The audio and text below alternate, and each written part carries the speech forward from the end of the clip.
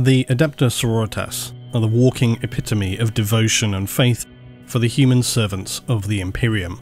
They are revered as the most pious of all the Emperor of Mankind's weapons.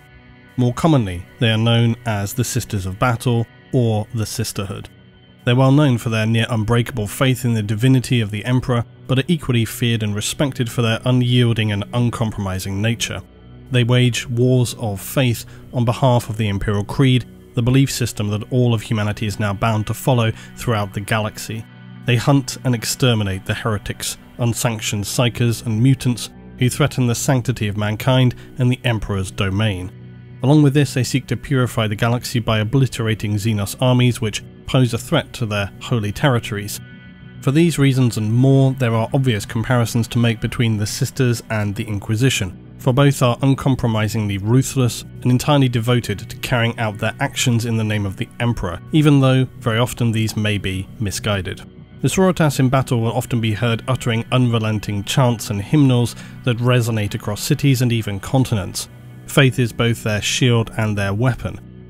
Advancing across ruined battlefields and shattered cities of humanity with righteous fervour, they bring the Emperor's judgment down upon the enemies of mankind, with, for example, their exorcist missiles raining upon enemy as their holy fire engulfs all. The central figure for any Sororitas order is known as the Canoness. She is their spiritual and military leader, and in some situations may also lead an entire world, dependent on its status. But a Canoness will never shy from battle. In the most important assaults, she will lead the charge at the forefront of her troops, intoning commands to launch a final critical assault, accompanied by her battle sisters and Dominion squads who will unleash precise concussive bolt gun fusillades and melter streams which will carve and disintegrate through armoured enemies with their concentrated heat energy. Above them, seraphim descend from the air, landing upon their unwitting enemy as they deliver swift deadly blows, bisecting and decapitating their enemies before they're even aware of what holy judgment they may be facing. But the Adepta Sororitas are not merely well-disciplined and trained soldiers of the Emperor. It is their faith that makes them so indomitable and formidable, where the psychic power of the warp is, by the period of M41, an embraced aspect of the Imperium's military and more civil affairs, siphoning warp power into a well-trained, carefully sanctioned vessel. The powers of the Sororitas are more vague and less understood, for they invoke the literal power of prayer and faith, and by doing so it can render them to their enemies seemingly invincible. They can withstand the most intense of incendiary assaults, fire and flame that would vaporize and disintegrate less well-protected units. They may dodge enemy fire with an apparent sense of foresight, only observed comparably among Xenos. And most well known is their uncanny ability to make vital shots count, to land especially challenging or critical rounds, finding their targets very often when they're needed the most, locating unknown weak spots in an opponent's armour, causing catastrophic explosions as they hit unstable power sources. Some might call these events pure chance or rare, but they are also consistent enough to be difficult to dismiss as merely random. Many of the most vehement anti-religious advocates of the Imperium, such as the Custodes and the Astartes, have been given on occasion pause to consider if there is something more here. Of course, for those who do not hold the belief of the divinity of the God Emperor, they tend to see things as being more logical and practical. The Emperor is aiding his humble servants, reaching out as he may do from time to time with slivers of psychic power. Of course though, to the Sisters themselves, these beneficial occurrences are no mystery. They are the vessels of the Emperor's divinity, and through them he manifests his will on the battlefield. However you choose to look at it, this is inevitably the case. One thing that is curious though is how their powers are specifically manifested. The power of the Sororitas and their faith is not confirmed as being necessarily a direct psychic manifestation of warp power, as do say psykers, which has led to much open speculation as to specifically how they fuel their own power. It also can be the case that a Sister of the Faith could be both a psyker and also imbued with power from her faith. These inconsistencies have been best highlighted during the fall of Cadia and the subsequent psychic awakening. During the battle for Cadia, the living Saint Celestine had her power significantly curtailed by a null field generated by Necron Blackstone pylons. Although it did not extinguish their powers entirely, the Sisters were described as being heavily dulled by its effect, making them near enough comparable to mortal soldiers. At a separate instance, Sororitas, while exploring the Pariah Nexus, a psychic null territory generated again by the Necron, was seen to heavily affect astropaths, psykers, and even ordinary humans who held minimal psychic awareness. SORORITAS were still able to use at least some of their powers though. So all of this has made it difficult to really clarify just how the SORORITAS manifest their faith. Are they using the warp or not? Some will speculate that the sisters do draw mainly from the warp, but to do so at a more low-level and unconscious manner, almost passively, so that they do not need to befall the same dangers of psykers, which makes sense, as after all the SORORITAS are not spitting out psychic assaults from their weapons. Most of their powers can be seen as more of a gentle nudge, a lean, rather than a direct attack. Sometimes it can help them to heal themselves from what would be otherwise mortal wounds. Another theory has been that they're able to somehow store power in themselves in their faith as a vessel. Again, similarly to something like the orcs, they generate kind of independent psychic field as their faith manifested in reality, similar to an orc's warg. But this is a very unclear field of knowledge, and not one that is likely going to be clarified definitively anytime soon, as unsurprisingly the devout followers of the Imperial faith are not especially keen to be studied under the lens of the biologists or mechanicus, least of all under the pre-conclusion of defining the mechanics of their faith. As Battle Sisters advance, they're joined by zealous preachers, death cult assassins, Repentia squads, all fighting with equal fervour to rid the galaxy of heresy. Archoflagellants, torturous walkers, carving paths through the enemy army, driven by the pain and suffering of sinners hardwired into their frames. The Adepta Sororitas battle cries are deafening, a testament to their devotion to the Emperor and their duty to serve him. For they are the epitome of devotion, faith, and unwavering loyalty to the God Emperor in the Imperium. They're known for their effectiveness through battle, uncompromising nature, and an ability to invoke supernatural power through their unwavering faith itself. They host a whole arsenal of weaponry coupled with their divine abilities, and this makes them an incredibly formidable force on the battlefield. The Adepta Sororitas' ultimate goal is to rid the galaxy of heretics and other threats to the Imperium's purity. They will stop at nothing to achieve this. They're revered and feared in equal measure, much like Inquisitors, with their unwavering faith serving as a beacon of hope for the Imperium's people, but also in a stern warning to its enemies.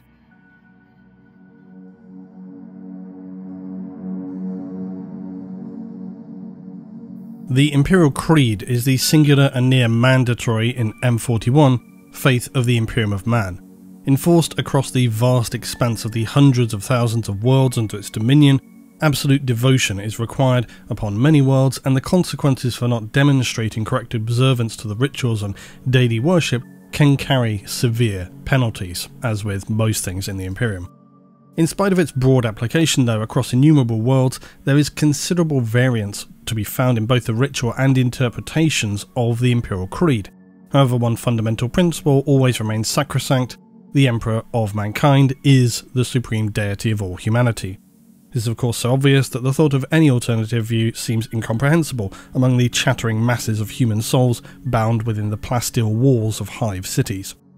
Yet there are some who may at times choose to question these certainties, and so any deviation from this core belief is considered heresy of the most abhorrent kind, and therefore punishable by death without exception, very likely as slowly and painfully as possible, and also very probably on public display to ensure the Emperor's will is seen to be observed.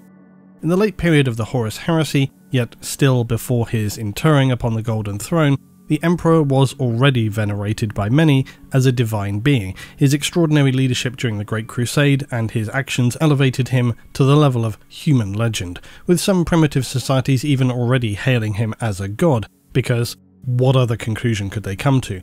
This huge golden figure accompanied by angelic beings descending from the heavens on chariots wreathed in flame. Wherever he went, the Emperor's unwavering will and unbreakable charisma won over even the most savage of humans, who were left in awe of his power. Though he himself denied any claim to his divinity to the final days, the Emperor's godlike reputation only grows stronger among his subjects, many believing of course that his denial was in actuality a test of the truly faithful. Only a true god would deny his divinity, making any attempts to prevent a religious following from taking hold near impossible at that point. With the devastating betrayal of the War Master Horus, who led roughly half the Space Marine legions into the embrace of chaos, the resulting civil war infamously near destroyed the Imperium and humanity, culminating in the most horrifying and destructive battles ever seen as the traitors manifested their rage upon the Imperial Palace and terror. During this conflict, many humans were already worshipping the Emperor as a god, and many more turned to prayer and faith as a last hope. They saw no possibility of their survival other than the divine intervention of the Emperor himself, and still more individuals witnessed moments and duels which defied explanation other than the supernatural. Some mortal Astartes were able to best or survive conflicts in which they should have been otherwise incapable of enduring, yet somehow they did.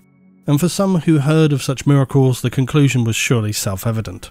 In the aftermath of the Emperor's sacrifice, accompanied by the stories, tales, the martyrs coming out of the Siege of Terror, as well as a temporary destabilization in authority, this meant that previously outlawed concepts such as the worship of the Emperor as a deity exploded across the Imperium. Yet the period to come was not one of glorious unification. The Imperium was burning, many worlds were still gripped by traitors, and so with this adoration also came fear. The War Master's betrayal had cast doubt upon the loyalty of all within the Imperium. Countless self-proclaimed prophets emerged across the galaxy, each claiming to know the Emperor's true will and branding anyone who opposed them as a traitor. Very often these were moments of all too typically human greed and aspiration. Seeing an excuse, an opportunity, many were able to thus eliminate their rivals and take hold of power. The most zealous among them founded cults of fanatical devotees who were all too willing to crush any opposition to their beliefs with extreme prejudice, especially in the aftermath of the heresy. Incidentally, you still see this in the contemporary Imperium among the faithful, roving bands of zealots who will purge through lower levels of hive cities, seeking the mutant, the faithless, the heretical, or quite honestly, anybody who just gets in their way. Often the definition to meet the standards of heresy as we know are pretty loose, and a case of simply somebody is getting purged today by fire one way or the other. If they're a heretic, then all the better. Eventually these early cults of the Emperor were whittled down until one would rise to prominence, the Temple of the Saviour Emperor. Though initially based on terror, its influence spread rapidly across the Imperium, penetrating every level of Imperial society. The impressively pervasive uptake by populations meant that for those in power who resisted its dogma, they would often face unrecoverable consequences. Planetary governors who refused to obey its edicts saw their worlds starved of resources, while dissenters among the masses were given the most dangerous and deadly industrial assignments, or simply just went missing, executed as heretics, who knows. By the 32nd millennium though, an astonishingly fast period of time for conversion in the aftermath of the heresy, the majority of humanity had become adherents of the Temple of the Saviour Emperor. Its teachings had become the official faith of the Imperium, and it was given now the title of the Adeptus Ministorum. The head of the Ministorum would in time become a new position which would sit on the council as a High Lord of Terror. These were the very highest senior officials who would rule humanity until the period of M41 and were very obviously immensely powerful. Only those such as the Mechanicus, Custodes, Astartes and so forth would be tolerated in not explicitly worshipping the imperial religion or even in deviating in some other way from its teachings due to their close historical associations with the emperor himself, and also the necessary political caution was applicable, something true even now, as Roberto Guilliman now faces the reverse of circumstance, where he, as an individual who walked the galaxy during the Crusade and the knowledge of the imperial truth, the atheist and rationalist perspective present in that time, which is still held by most Astartes and the Custodes, he must equally tolerate the religious aspects of the Imperium and Ministorum. The Imperium in M41 is far from stable, and the very worst thing that could happen would be some kind of holy civil war, something that those who currently oversee it are all too aware of. And we will circle back to look at how the Sororitas emerge in this time in the next section. For now, in the contemporary Imperium, the sisters, the Sororitas, will usually be chosen from the rigorous training candidates at the Schola Progenium. As with all the elite military forces of the Imperium, extremely high standards are, of course, demanded. The Sororitas are no exception. In many ways they're held to an even higher standard, as not only their combat skills and loyalty is tested, but also the purity of their faith. As many of you will recall, the Schola Progenium are those special schools upon Imperial worlds who train often, but not necessarily, orphans of high-ranking Imperials or nobles. There are no shortage of candidates, but it need not necessarily always be the most high-ranking officials whose offspring end up at the gates of the Schola, for of course they want to look after themselves and their children, but the nature of the Imperium means that there are often many candidates. Once they've entered the Schola, they will either emerge as candidates for elite service or not at all. Within its walls, they're moulded brutally into the special forces, the assassins, the officers, and unflinching zealots who will pledge their unwavering devotion to the Emperor. For those who show exceptional spiritual and physical resilience, they may be selected to serve in the Adeptus Sororitas, the sanctified all-female arm of the ecclesiarchy. Whereas the more academic positions within the Ministerium, such as the cardinals, the missionaries, the preachers who spread the imperial faith, the sisters are the defenders of the faith and its sanctity. Their holy mission is to annihilate any who have strayed from the path of righteousness and are now beyond redemption. Their piety is evident in every aspect of their lives, from their fervent prayers to the saints of the Imperium to their meticulous care of their war gear. Physical and spiritual conditioning go hand in hand, and a strong body is the best vessel for a strong soul. Combat training and drills are placed on the same level as spiritual rituals, as sacred as any hymn, and their martial practices as important as religious ones. When the sisters deploy to battle, they do so not only to eradicate the heretics, but also to reconsecrate the corrupted lands. For example, on the world of Gathalamor, which saw the forces of chaos corrupt huge legions of the citizenry, they were employed in the ritual work of uncovering relics for the heretics. In the aftermath and successful cleansing of the world, it would take the Sororitas stationed there weeks and months to purify and purge the relic structures and twisted cultists who remained, so their work is always ongoing. The Sororitas, with their mobile battle chapels and invasion cathedrals, are the very symbols of their unshakable faith, not to mention intimidating and impressive structures to be deployed to the battlefield. They advance under the gaze of the adamantine gargoyles, which pour forth blessed water and holy flame to cleanse the ground they tread. Their holy wars and crusades will rage until every last vestige of heresy is eradicated, and all who oppose the Imperium and the Emperor have been purged. Their overarching mission is to keep the Imperium pure, free of corruption and twisted monstrosities. They fulfill this sacred duty every single day with unflinching, and some might say unthinking, devotion. For all of this though, the sisters remain, like most of the Imperial military apparatus, beholden to the bureaucracy of the Imperium, as are technically the Astartes. The more bureaucratic wing of the Faith Keepers of the Imperium are, as noted, known as the Adeptus Ministorum or the Ecclesiarchy. They control and dictate the tenets, the dogma of how the Imperial Creed is seen and disseminated since its inception. It is, just like the Administratum, an absolutely vast service which is responsible for the religious instruction of billions upon billions of citizens. Its legions of preachers, confessors, missionaries, ministers and so on ensure that the Emperor is venerated in the correct manner and that civilian zeal is sufficiently channeled appropriately.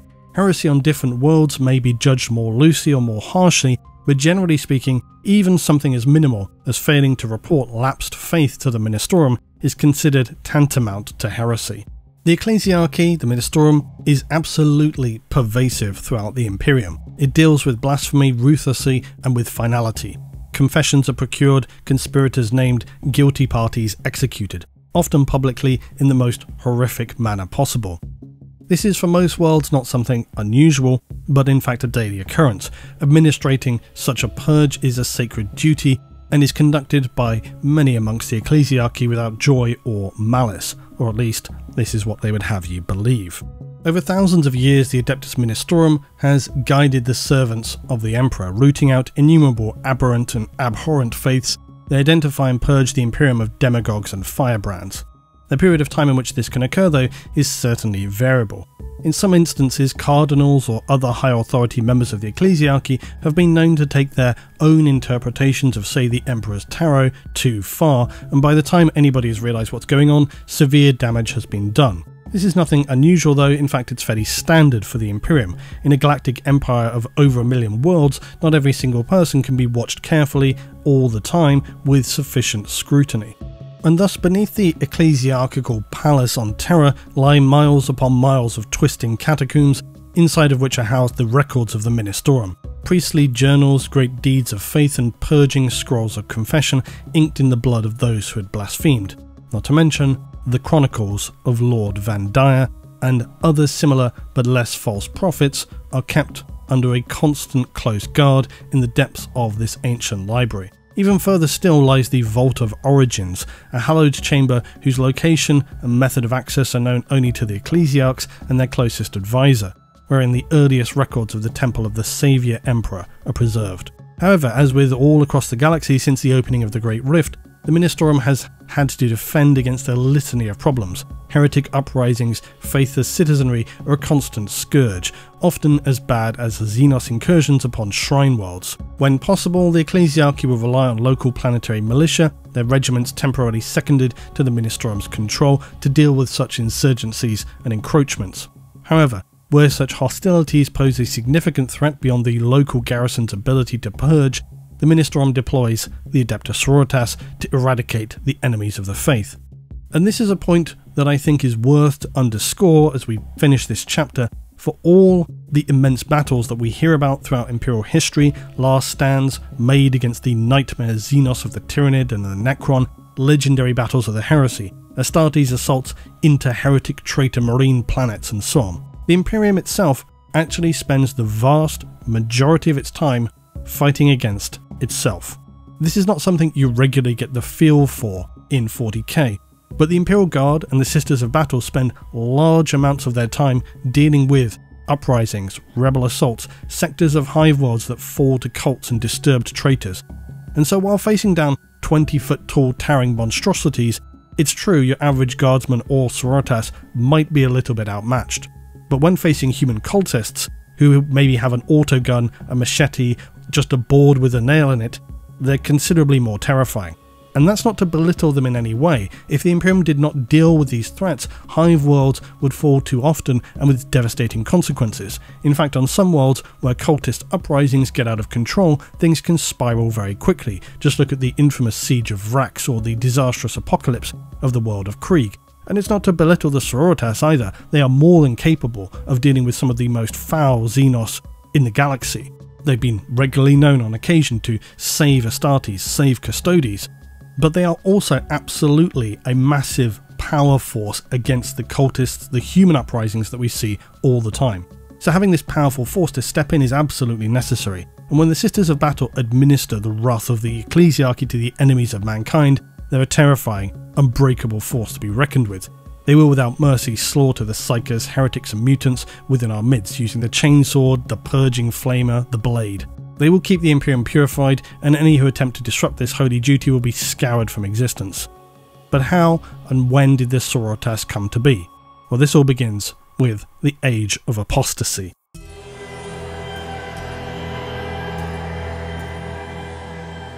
The Age of Apostasy was arguably one of the most significant and extremely disruptive periods in the history of the Imperium.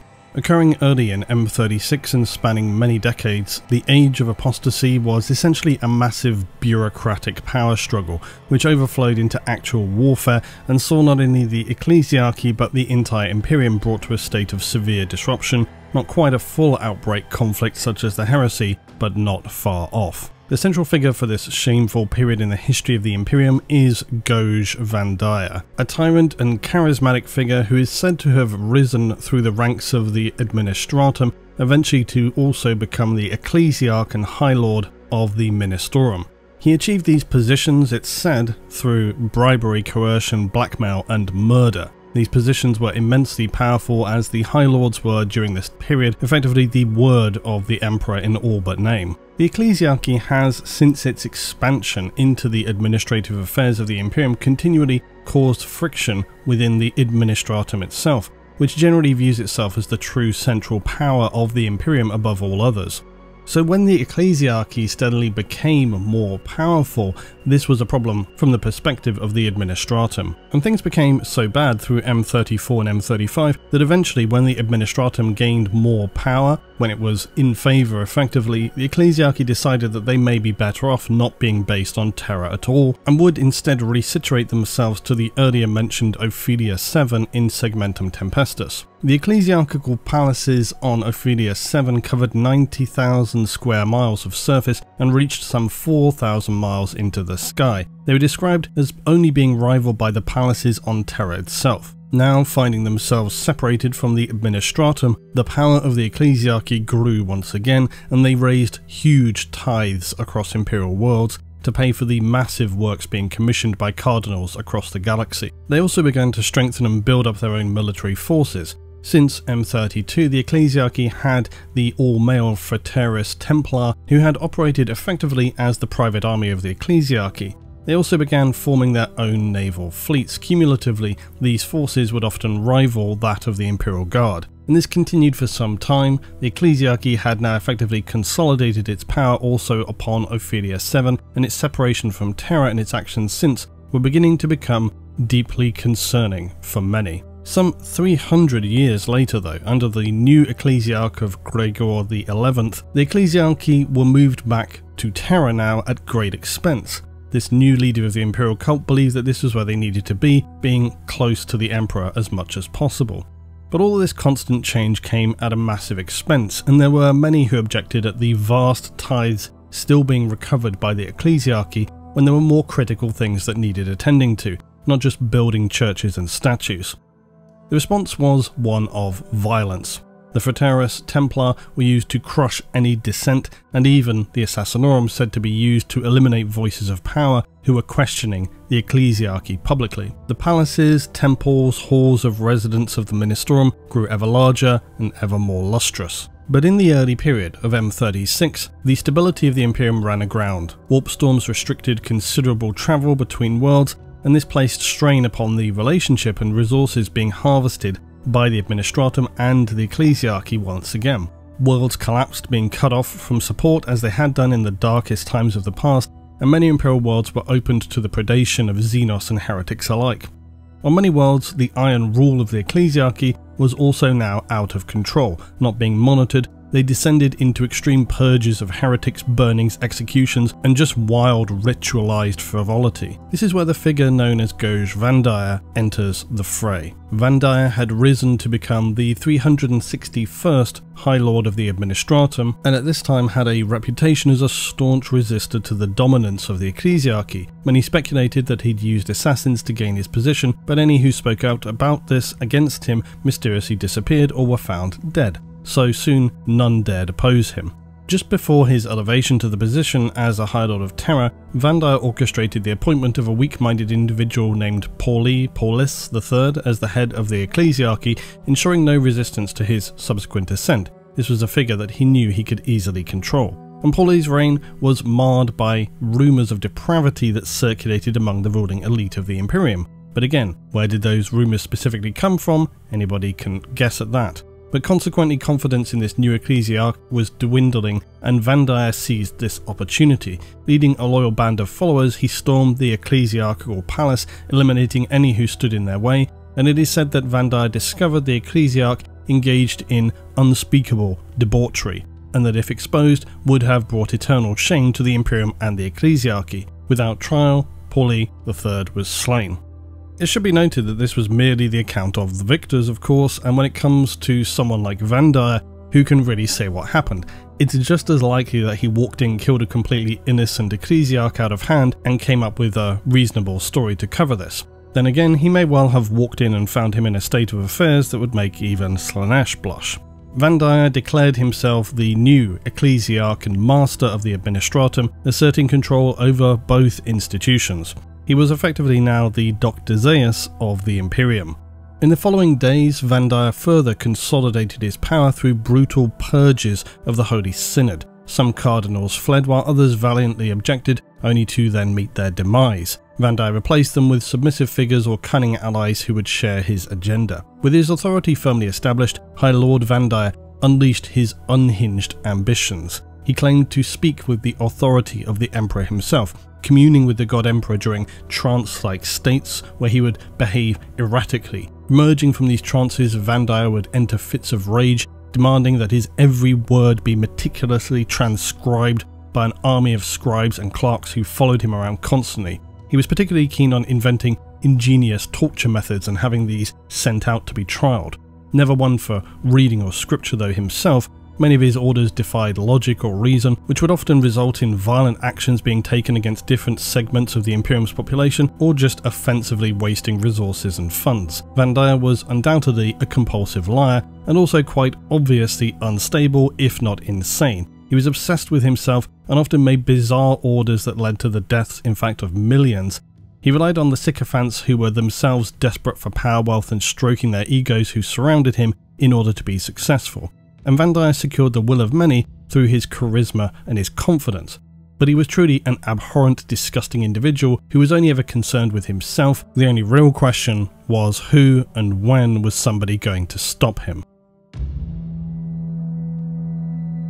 Vandire had received word from his agents about a remarkable sisterhood residing on the secluded agri-world of San Leor. Known as the Daughters of the Emperor, they were said to hold unwavering devotion to, well, the Emperor, and of course, exceptional combat skills. The unsuspecting inhabitants of San Leor were taken aback when thousands of Vandire's followers just marched into their humble towns, demanding unwavering devotion to the High Lord under threat of death. At the gates of the convent, Vandire encountered resistance, the gatekeeper declaring that the Daughters of the Emperor recognized only the authority of the God Emperor and would not open their gates for any man. Vandire unusually remained completely calm. He requested entry into the convent with just a small retinue, promising to demonstrate the Emperor's grace upon himself. The Daughters of the Emperor reluctantly agreed, leading Vandire and his retinue into the central courtyard. There, Vandire dramatically brandished his rosarius and ordered one of his bodyguards to shoot him. With a trembling hand, the guard aimed his las pistol and fired at Vandire's heart. In an instant, a blinding white light enveloped Vandire, and when it faded, he stood unscathed. Witnessing this apparent miracle, everyone in the courtyard fell to their knees, pledging their allegiance to High Lord Vandire. But of course, in truth, Vandire had deceived the sisters, exploiting a common trick with simple worlds of the Imperium who may be unfamiliar with technology such as a rosarius. These small devices originating from the more technologically advanced age of humanity, or sometimes the aid of Xenos, similarly to things like digital weaponry, these are housed often in jewellery, creating an energy field projected around the wearer to deflect, in this instance, the guard's las pistol shot. The Daughters of the Emperor believed, though, that they had witnessed a true miracle and committed themselves to serving Vandire, changing their name from the Daughters of the Emperor to the now Brides of the Emperor, which I want to interject with a personal opinion. I hate this title, primarily because it sounds stupid. Let us all be glad that it didn't last for long. Now, as Vandire's personal bodyguard, the Sisters, or Brides of the Emperor, received advanced training, equipping them with the finest in Imperial weapons and armour. They were always by his side, ready to carry out any action or order that he demanded, be that personal defence or executing innocents on a whim. But we were entering into truly dark days, and it's often what's now referred to as the Reign of Blood, for anonymous millions had been burned in the fires of Vandire's reign. And this is where an alternative faction of the Imperial cult would re-emerge. The Confederation of Light, thought long destroyed in M32, it re-emerged and would denounce Vandire as a traitor. Led by the preacher Sebastian Thor, the Confederation of Light spread its message as a church dedicated not to the politics and rule of the Imperium, but to the compassion and mercy of the Emperor to a brutalized people. And we'll talk more about how they were involved in one of the first wars of faith a little later. But more importantly was Sebastian Thor, for he was a supreme leader and orator. He could sway whole worlds to his cause. Their own crusade of true faith now cast aside those who remained loyal to the existing ecclesiarch. The moment of this crusade was so significant, and the damage that had occurred under Vandire so blatant, that even now Astartes and Mechanicus had resisted joining, until the point of Thor actually travelling to Terra. Vandire had become clearly insane at this point, so much so that senior officials on Terra were attempting to remove him officially, but as head of the Administratum, he simply just dissolved the Senatorium Imperialis and declared the Mechanicus and Astartes heretics and traitors to the Imperium. Clearly things were not going to end in a peaceful resolution, and it's a blessing things did not end up far worse than they could have. An elite Space Marine strike force and the forces of the Adeptus Mechanicus assaulted the renegade High Lord Goj Vandire's seat of power, the massive ecclesiarchal palace on Terra. They mistakenly, however, though, thought that Vandire was only protected by legions of zealous but ineffective Fraterus Templar troops who were as much a danger to an Astartes as an Astartes would to a Custodes. On the ground, the reality was starkly different. They found themselves now facing an all-female elite force clad in power armour, wielding somehow bolt weapons, and were fighting with a ferocity and passion remarkable even to the Astartes. In many ways, this conflict was something akin to the Siege of Terra 2 on a far smaller scale, because the sisters, fearless and fanatical, fought to the last. in the misguided belief that they were protecting the Emperor himself. It became a grinding and bloody siege of the ecclesiastical palace complex lasting many months, and Vandire's army withstood every assault. It would take the Adeptus Custodes to in fact resolve the matter, for no call for a discussion, no attempt to offer a banner of truce would be accepted by the sisters. They trusted only the word of Vandire. The Custodes at this time, even in M36, had largely kept themselves excluded from the rest of the Imperium since the heresy, and even now they remained pretty unaware of affairs that were going on outside. It took the Astartes reaching out to them in this time for their involvement to occur at all, and this was perhaps the earliest awakening, or the initial awakenings of the Custodes, to begin to realise that they needed to start reasserting some level of power back into the Imperium. The sheer shock and mourning of what had occurred to the Emperor in the heresy deeply scarred them for the longest time, but they would not truly return to the fore until Roboute Guilliman reappeared to take dominion over the Imperium.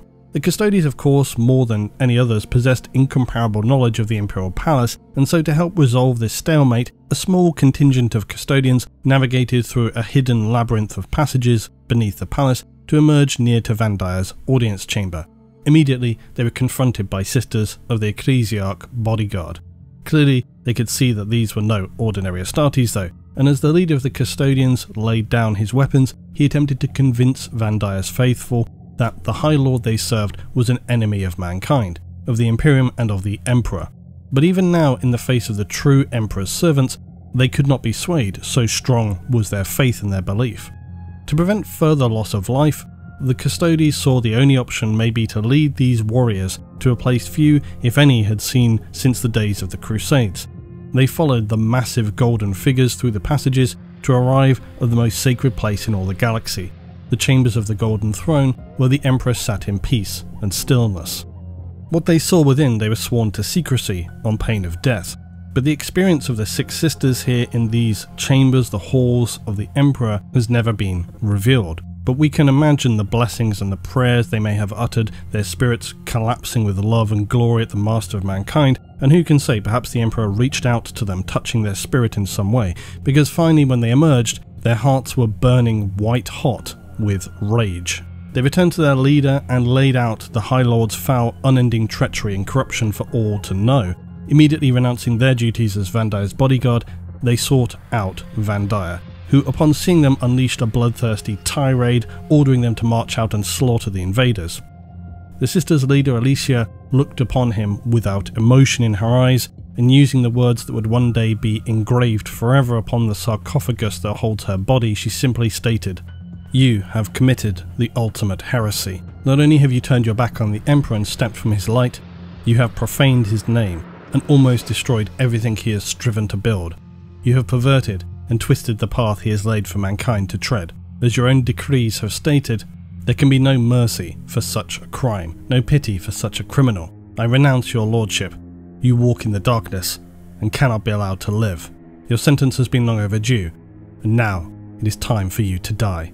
She brought her energy-wreathed blade down, decapitating the traitor and cleaving through the Rosarius he had used to long ago deceive them all. Officially, the Age of Apostasy ended with the death of Lord Vandire, though the turmoil within the Imperium would last for centuries to come. The sycophants and power-hungry shells of human individuals who had followed Vandire blindly, while themselves lacking any true faith or character, were given brief trials and swiftly executed. The former power of the High Lords of Terror was returned, and they worked with the Inquisition to end the Assassin Wars of Vindication, an adjacent issue that's too adjacent for today. However, the position of Ecclesiarch remained empty, and many thought that Sebastian Thor would naturally succeed. To the shock of all, Thor refused, as he was too busy preaching the Imperial cult across the northern rim of the galaxy. He refused additional requests and was steadily beginning to earn the ire of the now insulted High Lords of Terror, who declared him to be a traitor, even dispatching forces to apprehend him. But Thor was no heretic. He willingly turned himself in and was brought before a highly embarrassing trial on Terror, personally overseen by the High Lords, who had almost immediately appeared to make themselves look quite absurd with this whole shambolic affair. Only made worse by the fact that after months, the verdict was eventually delivered by the Captain General of the Adeptus Custodes, stating that Thor was innocent of every charge brought against him, which feels actually pretty weird and unusual for the Imperium.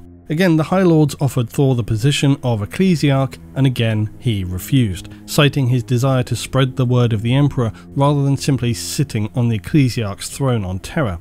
The High Lords were enraged. It took the Captain General of the Custodes to speak with Thor personally, and nobody knows just what was said. Some believe there may have been a threat of death, but this seems pretty unlikely knowing the Custodes' character and the spiritual beliefs of Thor. He doesn't seem the kind of person that would fear death. In fact, he seems he would be ready to die.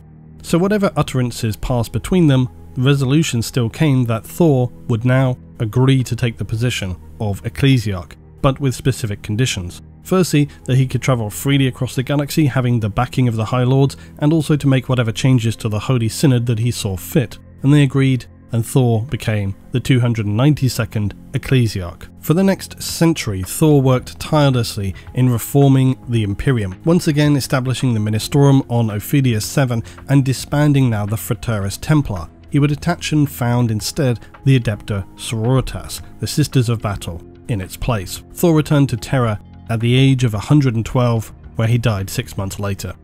At the close of the end of the Age of Apostasy, the Inquisition also formed a secret order within its ranks to watch over the Ecclesiarchy more closely. Even now in M41, Inquisitors watch wars of faith very carefully to ensure the objectives laid down by the Ecclesiarch are both justified and not exceeded by those who are actually fighting. They also monitor the temporary armies of zealots and holy militia that rally behind members of the priesthood in theatres of conflict, again to ensure that such forces are appropriately disbanded after they're needed. These affairs are usually handled by the Ordo Hereticus to ensure that the Ecclesiarchy's standing military is never allowed to reach the levels it did under Vandir. The Confederation of Light essentially at this time usurped the temple of the Saviour Emperor's theology within the Adeptus Ministorum at Thor's behest. And in following Sebastian Thor's reformation of the Ecclesiarchy, the Church's focus shifted from the pursuit of a political agenda, as we were talking earlier, to one now that was more concerned with the pursuit of purely spiritual values. Whilst the Ministorum remained powerful still in imperial politics, it never rose to conflict as it had done with the Administratum, and its doctrines now emphasised the quest for individual piety and salvation through belief in the God Emperor. The Sisters of Battle were in time named the Chamber Militant of the Ordo Hereticus, for while they shared the faith of the Ministorum, their ultimate loyalty was to the God Emperor alone, not the Ecclesiarchy, and the Inquisition always answered and acted on behalf of the Emperor. So to make that clear, should there ever be a clash between the Ecclesiarchy and the needs of the Imperium in the future as defined by the Ordo Hereticus, the Orders Militant of the Adepta Sororitas would in actuality always look to the Inquisition first. Oh yes, incidentally, the head of Sebastian Thor is said to now be held within the collection of artifacts owned by the Necron known as Trazyn the Infinite.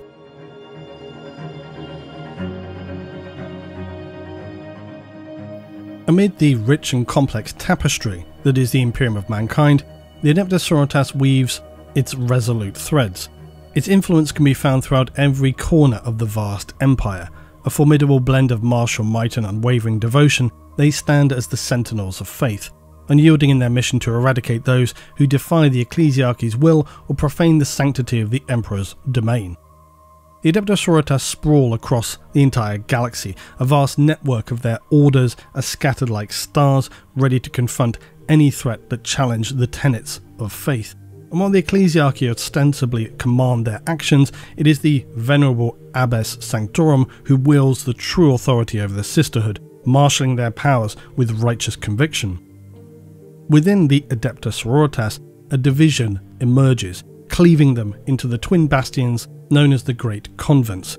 These monumental structures will serve as both their physical fortresses and organisational hubs, overseeing the intricate web of subdivisions that comprise the sisterhood.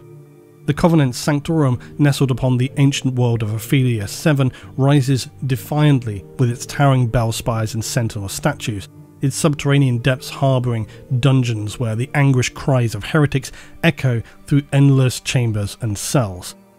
Sebastian Thor, upon his acceptance of the mantle of Ecclesiarch, would lay the foundations of the great convents, fashioning them to mirror each other with only subtle divergences in ceremonial customs. And this division was a calculated move, a safeguard against the ascent of another tyrant like Vandir. A similar division found root within the Holy Synod on Terra, where the Synod Ministra took its place alongside the Covenant Sanctorum. This deliberate separation ensured a delicate balance of power within the Adeptus Ministorum, its militant forces and spiritual leaders mutually overseeing each other's devotion and unwavering loyalty. Thus, the Adeptus Sororitas stands united and divided, an intricate tapestry of faith and vigilance woven to safeguard the purity and integrity of the Imperium, forever vigilant against the tides of corruption and the manipulations that might seek to undermine the Emperor's divine rule. In the face of grave existential threats, humanity once looked to the High Lords of Terra as the custodians of its destiny. They held the power that could unleash a crusade against those who would threaten its very existence. And those crusades are these grand religious spectacles orchestrating the full might of the Imperium's colossal war machine, the Astartes, Militarum regiments, Imperial Navy fleets, and alongside them all, the Adeptus Ministorum answers the call. For those who carry the purity of the Imperial Creed in every fibre of their being, these massive undertakings are known as the Wars of Faith, where the clash between righteousness and heresy can spark an all-consuming planetary or even system-wide conflict. When a war of faith is declared, Sororitas orders at speed deploy their finest warriors, their battle hymns echoing through the void as Ministorum vessels descend upon the target. Sitters of battle, accompanied by non-militant adjutants, pour forth from these holy fleets, ready to purge the heretics and sinners marked for annihilation by the ecclesiarch. Alongside them, all manner of devout followers, missionaries, preachers who have spread the word of the Emperor in proximate systems will now gather there, devout followers, uniting them in a force of furiously zealous recruits. This is their chance to unleash their righteous fury upon the faithless. These often form awe-inspiring visions both in the physical but also audible assaults, as through a chorus of faith the ranks of believers surge forth, enveloping their enemies, even amid a hail of oncoming fire, leaving no trace of heretical presence that the Emperor's light cannot redeem. Wars of faith may endure for decades, even centuries, until every last scrap of the heretical enemy is purged and the ground they corrupted purified once again. Imperial history recounts the inaugural War of Faith as having been ignited in the early 32nd millennium. It emerged from the clash between the Temple of the Saviour Emperor, the dominant sect that held the Emperor of Mankind as a god, and the Confederation of Light, a rival religious faction born amidst the aftermath of the Horus Heresy. The Confederation also worshipped the Emperor as a divine figure, but preached ideals of selflessness, generosity and humility in emulation of his sacrifice during the Siege of Terra. Such principles stood in stark contrast to the Temple's belief in the Imperium's divine dominion over the galaxy, where the Adeptus Ministorum as the Emperor's mortal representatives craved ultimate secular and spiritual power. The Temple's ascendancy within the newly recognised state church, the Ministorum, granted it absolute authority, leaving the Confederation as the sole alternative expression of the Emperor's faith. This alternative posed a very perceived threat to the Ministorum's power and political influence, and so to suppress this challenge, the ecclesiarch of that time manoeuvred to secure a unanimous vote from the Senatorum Imperialis, thus decreeing the First War of Faith against the Confederation of Light, by of course branding them as heretics, which was of course highly questionable. The Astra Militarum and the Imperial Navy received orders from the High Lords of Terra to assault Dimamar, the very cradle of the Confederation, their mission to eradicate this spiritual threat to the souls of the Emperor's faithful. Though some of the Confederation's followers managed to elude capture or went into hiding on Dimamar, eventually resurfacing during the Reign of Blood in the Age of Apostasy. The rival sect's power waned, yielding to the absolute political dominance of the Ministorum. The strength of their command would only grow stronger, so that in many ways we can view that the early Imperium was now transformed with the Ministorum reigning supreme. And this inaugural War of Faith would set a precedent even for the far future. Through the coming 4 millennia, it developed its own military forces, increasingly disregarding the other High Lords' arguments when declaring wars of faith, and these wars became as much a tool to eliminate internal political adversaries of the reigning ecclesiarchs and cardinals as to combat genuine foes of the Emperor. Ironically, it was during the Age of Redemption in the 37th and 38th millennia, after the reformation of the ecclesiarchy and the resurgence of the Confederation of Light under Sebastian Thor, the number of the Wars of Faith had then reached its zenith. The Ministorum would embrace somewhat more human ideals relative to the belief that it should support rather than dominate the secular authorities of the Imperium. The long and the bloody wars of faith weave intricate threads throughout the tapestry of time and the history of the Imperium, reflecting the ever-shifting balance of power and belief, as the faithful and the heretical clash beneath the undying eyes of the Emperor's divine light.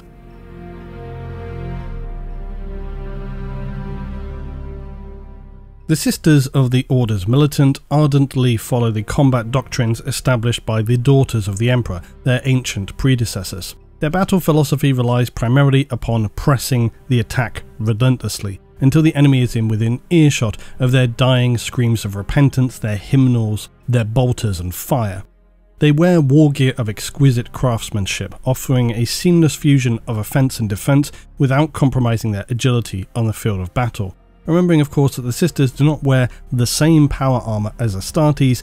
Across the Imperium, many pieces of hardware are scaled to be appropriately used by humans of different stature. An Inquisitor or a Commissar could hardly pick up an Astartes bolt pistol, but they have their own design for a regular human. Similarly, the Sisters' armour is designed specifically for themselves without compromising its functionality. And without getting too into it all, Astartes' armour does tend to be heavier, more bulky, but that's why they have the black carapace and the interface to enable them to move in their armour as they would ordinarily. Other forms of power armour or just armour worn by different members of the Imperium can be fashioned differently. Maybe it's a bit more lightweight to enable them to still move around in it. It's still a powered suit, it just doesn't have quite the interfaces within it as you would have with an Astartes. And all of this refined armour was created when Sebastian Thor initiated the further development of the Sororitas, and along with this they also created now renowned war machines, Immolator tanks with their flames, Exorcist with their missile launchers, and the Sisters still wage war with these today.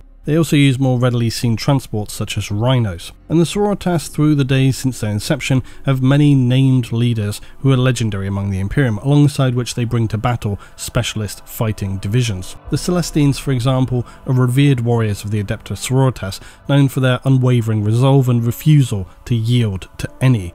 They're usually seen accompanying high-ranking leaders into battle, acting as their bodyguards and champions, raining relentless bolter fire and sacred flame upon the faithless, and it goes without saying, willing to sacrifice themselves to protect their canoness or other senior leaders of the Imperium. Induction into their ranks only occurs within the Sisterhood, as it is reserved for exceptional warriors who were most likely Sisters' superior once, possessing a tactical acumen and leadership qualities that are unrivaled. And this is entirely intentional, for were a canoness to fall in battle, then these veteran warriors bear the honour and burden of command being bestowed upon them by the Emperor himself. But in saying all that, let it not in any way diminish the standard Sisters of the Sororitas, for the Battle Sisters are the stalwart defenders of the faith, having vanquished countless enemy horrors, in doing so to spread the light of the Emperor. Any sister may find the Emperor's guiding hand by her side in battle, and in so doing find herself capable of manifesting miracles on the battlefield. Their prayers grow more fervent with each display of divine intervention, fueling their resolve to eliminate those who oppose the Emperor and Imperium. Just as the Daughters of the Emperor before them, the Battle Sisters possess physical prowess and martial expertise, honed through rigorous training and combat tactics, unrelenting faith and discipline. Clad in their blessed power armour, armed with sanctified bolt guns, they strike fear into their foes. No matter the enemy, they will obliterate their targets, turning any who stand against them into gruesome, macabre displays of carnage. And for all those who demonstrate the highest levels of piety and faith, there are those who also can fall by the wayside. And when they do, dependent on their crimes, they may find themselves facing the worst enemies of humanity with a chainsword and little else. For the sisters who truly commit irredeemable sins, their fate is far worse. We're talking about the Repentia and the Anchorites. Repentia wear little more than rags as they're sent to charge across the battlefields to the sound of howled prayers and roaring chained weapons. A Repentia knows that she now only exists to slaughter the enemies of the faith or to give her life in trying to do so. Carrying a massive eviscerator chain blade, she unleashes her brutal fury. Chunks of flesh, shredded bone fly as with every slash and swing she drowns steadily in the blood of her enemies. Each victim behind her a pile of shredded remains. But all she feels with every enemy she puts down is the Emperor's forgiving gaze. Unsurprisingly, a considerable number of the Repentia fall in battle. Their reasons for finding themselves in this role are usually pretty severe though. It could be something like disobeying the command of her superior, to give in to a cardinal sin of curiosity, and many more. But usually it's related to some kind of desertion of holy duty. Once handed over to the Order's militant, these sisters will undergo a merciless spiritual and physical reconditioning, and honestly, the less said about that, the better. Repentia are typically a first strike assault tool, giving them an opportunity to wreak penitent slaughter on the enemy, but also likely they will die very quickly. Still, it is possible for Repentia to redeem themselves through deeds of great bravery and slaughter. Some of the most faithful champions of the SORORITAS were at one point Repentia, such as Celestine, the living saint. Any sister who is able to survive being a Repentia can often be very highly revered among her peers, considered to have of course been touched by the Emperor. Yet this has also led to the very disturbing practice by which some sisters will even go so far as to deliberately cause infractions so as to then submit themselves to becoming Repentia. But speaking then of Celestine, within the ecclesiarchy and unsurprisingly within the sisterhood, there are many figures whose divine actions or powers rise above that of the norm, and very often these figures may be deemed worthy of the title saint. Saints in the imperial cult are individuals who have sacrificed their lives for the emperor and are revered as religious icons, or their actions have been seen to be specifically miraculous that no other account can be than the emperor working through them. They provide inspiration and represent various causes within the Ministerium, and this can range from local figures being worshipped to others who are honoured throughout the entire Imperium. Their names will adorn planets, voidcraft, streets, even in the naming of children. Saints must be formally recognised though of course by the ecclesiarchy and considered exceptionally holy individuals, with their actual words and deeds being attributed to the God Emperor himself. They can be warriors, leaders, liberators, teachers, writers who have served the Imperium and its faith. Others may be elevated to sainthood after their death, or of course as martyrs. So while saints can be anyone really in the Imperium and living, there's a difference between this and when we speak about living saints, as these are usually those members of the Adepta Sororitas who are said to be so holy in mind, body and spirit that somehow they manifest something of the sacred power of the Emperor himself literally on the battlefield. And living saints will glow with power. Even the least faithful will have no choice but to collapse to their knees in her presence. Very often they're seen with angelic wings, halos and so forth. A living saint will usually, though not always, manifest from among the ranks of the Adepta Sororitas, but it can occur among others such as Saint Sabbat, although Sabbat also has some rumours about her involvement with the ecclesiarchy and the Sororitas. Curiously, not entirely dissimilarly to the heretical worshippers of chaos, living saints most often only appear when there's a significant amount of belief, of faith, in which we see countless millions of the faithful taking up arms in the name of the Emperor, and truly extraordinary feats are performed. Then their arrival is often as swift as their departure, but most often living saints will have changed the course of history, all for the better. But these individuals were also of great interest to the Thorian faction of the Inquisition, who regard them as vessels of the Emperor's power in the model of Sebastian Thor himself. Unfortunately, this has also made them a target for the polar opposite, enemies who have sought to capture a living saint and dissect her in order to discover the source of her powers. And as noted, one of the most well-known saints, especially among the Sororitas, is Saint Celestine, who is long revered as a divine figure in the imperial cult. She was a sister Repentia, as we said, who rose after battle, becoming a beacon of strength and vengeance. The most saintly and also disturbing aspect though of Celestine's being is her journey to reincarnation, whereby she has to climb this mountain of her own dead skeletal remains to achieve life once again. She's a focus of veneration for the Adepta Sororitas throughout the centuries, and Celestine has fought tirelessly, rising from defeat and bringing renewed vigour to vanquish the unrighteous. She fought against the forces of chaos upon Cadia in its final days,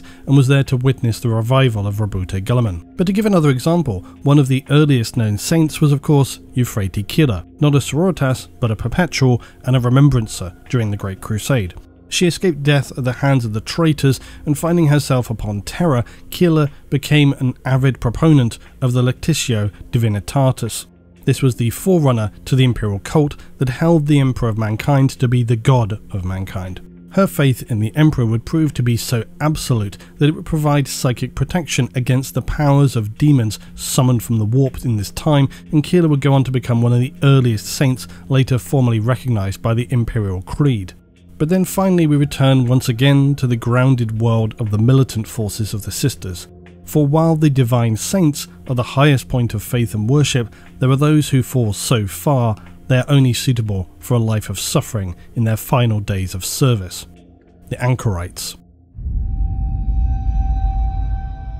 We all know the horror of the ecclesiarchy in using their so-called penitent engines to punish the damned, machine constructs to which the faithless or the traitor, the heretic, are strapped in, torment amplifiers spliced into their synapses, chemical injectors implanted into their spines, their minds stripped of all thought except pain and spiritual guilt, which drives forward the penitent engines, actuators and servos, thrashing at the enemy wildly in an attempt to slaughter them or bring themselves to an end as quickly as possible.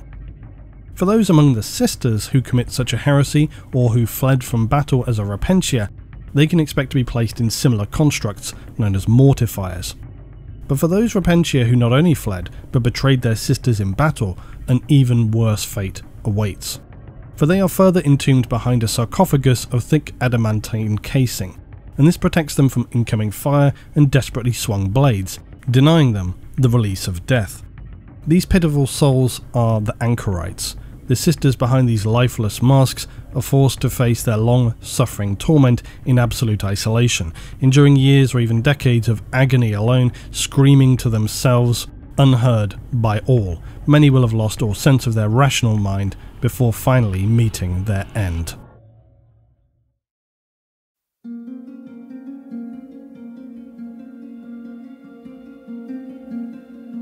By the time of the Indomitus era in M41, within the ancient and the hallowed halls of the Imperium, whispers of past rites speak to the history of the Emperor and his fabled warriors who held back the forces of darkness. Throughout the millennia, the challenges have shifted and humanity has answered the call. The Sisters of the Adeptus Sororitas stand resolute. They are the shield and the spear of humanity's faith, and to carry out their purging wars against the heretics, they are structurally divided into illustrious orders, each a bastion of unwavering devotion. Their existence intricately woven into the fabric of the great convents. These convents are the ultimate custodians of sacred traditions. They govern and guide the Sisters in all of their righteous endeavours. A sister, once initiated into an order, treads an age-old path that is rarely strayed from.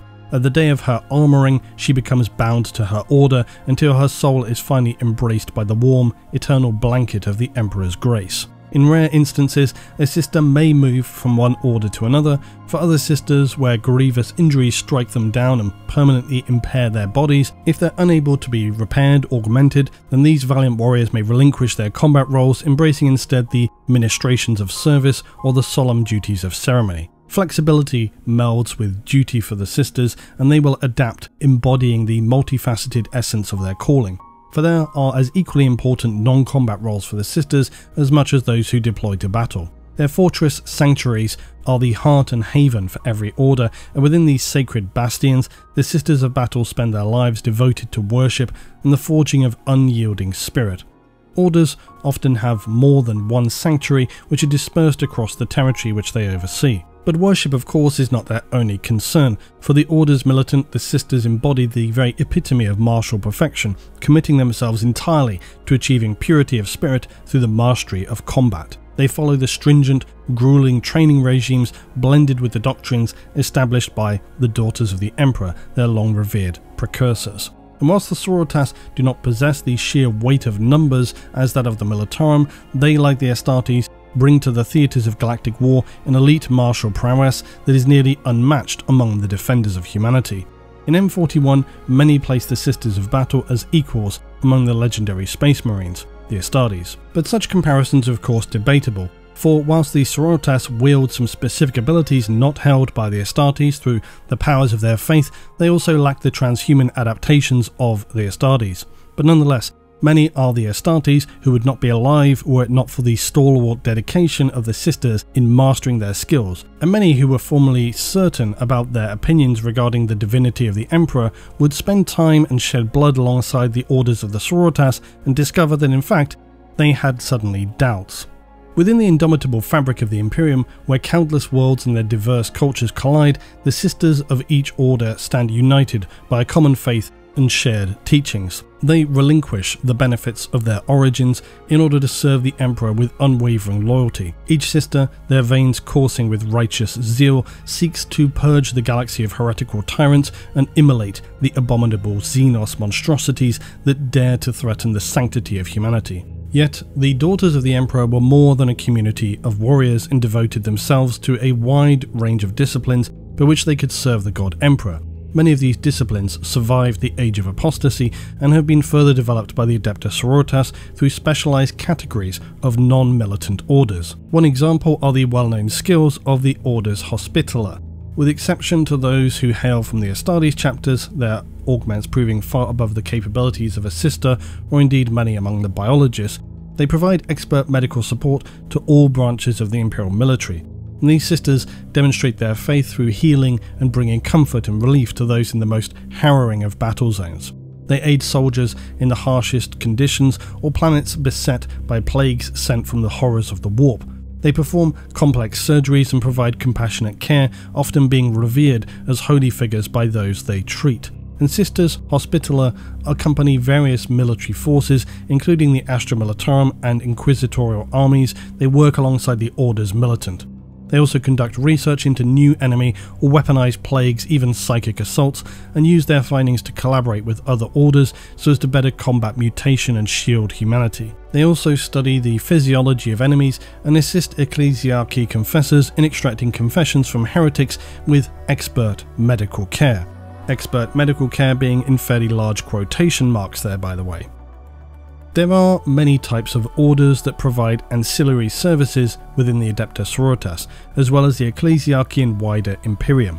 While the orders militant are the most visible and well known, within the Sororitas there are many individual orders tasked with highly specialized duties. For example, the Order Fenestrous maintain the extremely complicated illuminated armor glass panes of the Imperium's most holy shrines and cathedrals. Other types of orders carry out sacred duties that give them a great deal of influence within the God Emperor's domain. But whatever their task, make no mistake, they are all Sisters of Battle. While a sister during a war of faith may find herself alongside hundreds of sisters who all stand united against the darkest enemies of humanity, their canoness leading them with unwavering determination, at times the Sisters of Battle must also venture forth as smaller units with a specific objective in mind. And this may occur on worlds where a small deployment of sisters were caught off guard by an enemy invasion. They now find themselves as the most senior military force upon a world, and very often their actual battle capabilities are eclipsed now by the hope and inspiration they give to the human militarum forces they assist in overseeing, again in some respects not dissimilarly from Astartes. Wherever and whatever they find themselves facing, each unit of sisters embodies the focused determination of the Adepta Sororitas. No matter their number nor the task at hand, they will be a swift and unyielding instrument of the Emperor's will, surging with righteous fury. In the grim darkness of the far future, the Sisters of Battle are the holy vessels of the human spirit, unrivaled in their piety of faith and fury, relentlessly marching towards their foes, unleashing showers or walls of cleansing fire that purge the Xenos and the heretic alike. On the battlefield they bring judgment. For humanity, they bring the peace and care of the Emperor, ministering to the wounded, the lost, the downtrodden. They embody the very spirit of the Emperor of Man, a guiding light in a galaxy consumed by darkness. By their hands, divine wrath is made manifest. They are the physical manifestations of the faithful.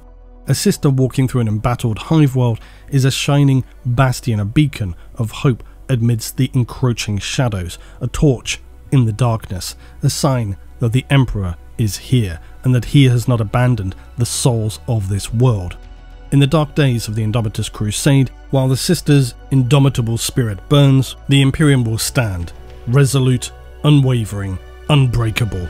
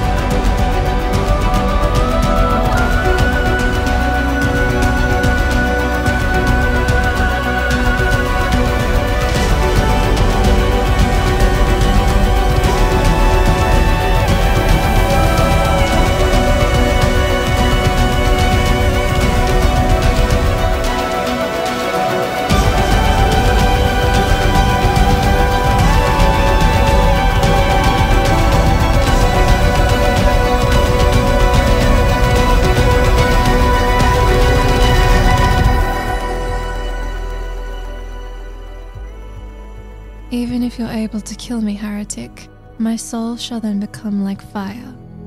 I shall be taken up by the Emperor, and shall blaze as one with his divine light. Forevermore shall I guide the faithful, lending them my strength until you and your cursed kind are scoured from existence. If you are able to kill me.